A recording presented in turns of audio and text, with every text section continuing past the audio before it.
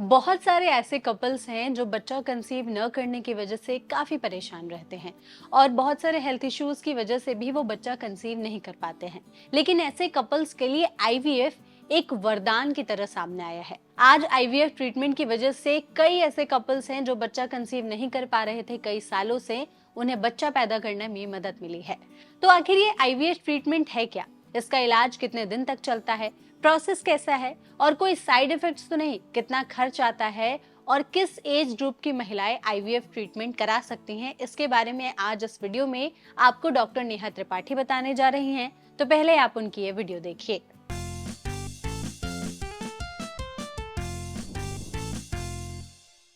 आज हम इस वीडियो के तहत जानते हैं कि क्या सारे ऐसे कपल जो इनफर्टिलिटी की समस्या से जूझ रहे हैं उनको आईवीएफ यानी टेस्ट ट्यूब बेबी के इलाज की ही आवश्यकता है,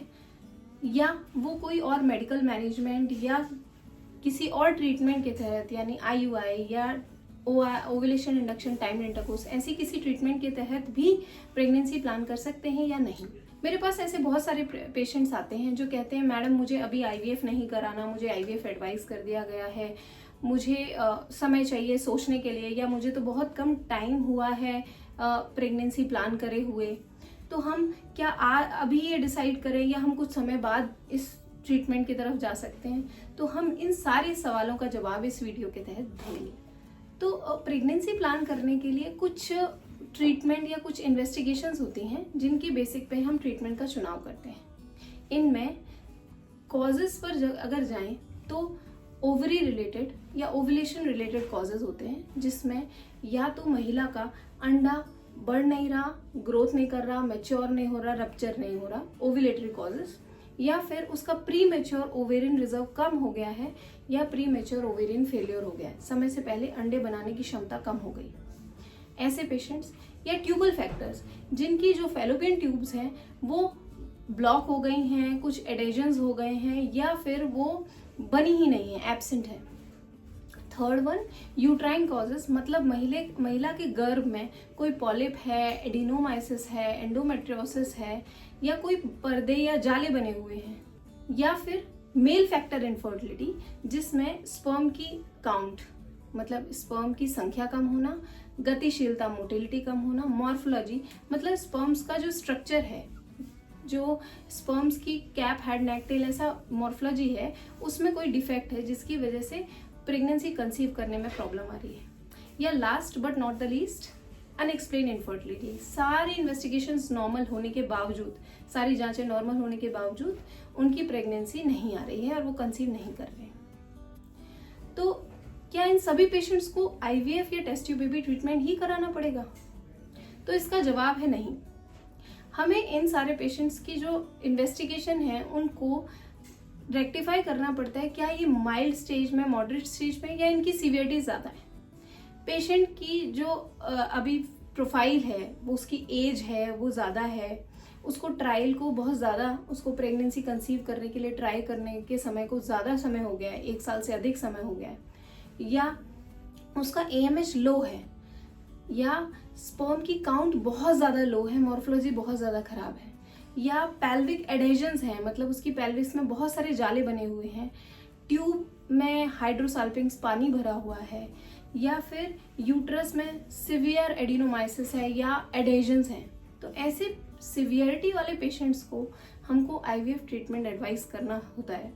और ऐसे पेशेंट्स को आईवीएफ ट्रीटमेंट के लिए ज़्यादा समय नहीं लेना चाहिए।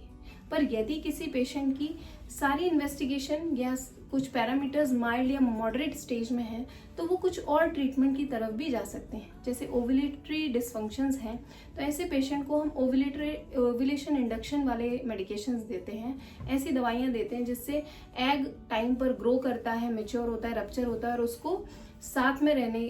में समय बिताने के लिए बोलते हैं हस्बैंड से, या फिर उसका समय पर आईयूआई करते हैं।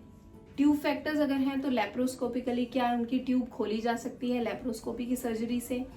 अगर किसी की यूट्रस में पॉलिप है, कोई सेप्टा है, कोई जाला बना हुआ है, उसको हम हिस्ट्रोस्कोपी से करेक्ट करके आ सकते हैं। अगर उसकी लाइनिंग थिन है तो उसको हिस्ट्रोस्कोपिक करेक्शन कर सकते हैं।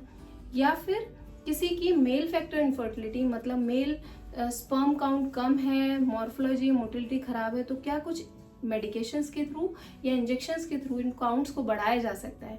तो ऐसे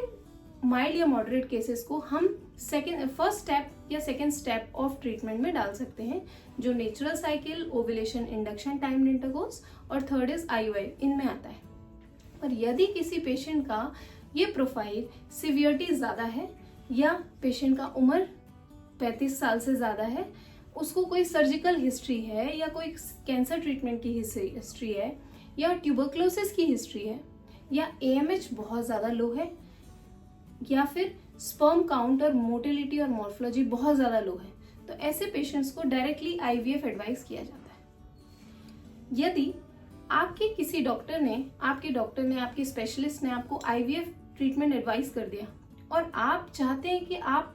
अभी IVF नहीं कराना चाहते या आप कोई और ट्रीटमेंट की तरफ जाना चाहते हैं, आपको अभी ये डिसाइड करने में समय है, तो आपको सेकेंड ओपिनियन की तरफ जाना चाहिए। आप किसी एक सेकेंड डॉक्टर से मिल सकते हैं, आप उस कंसल्टेशन ले सकते हैं कि क्या मैं कुछ और ट्रीटमेंट की तरफ जा सकती हूँ, या मैंने अगर IVF ट्रीटमेंट डिसाइड करने में कोई समय लेना है तो क्या ऐसा ना हो कि मैं वो समय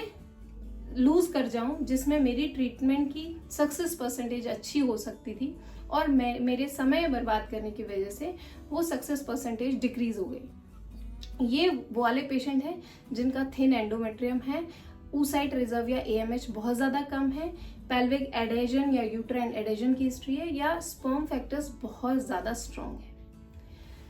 तो आइए आसानी से या प्रॉपर गाइडेंस में अपना ट्रीटमेंट प्लान कराते हुए अपनी सेफ मदरहुड या पेरेंटहुड जर्नी स्टार्ट करनी है।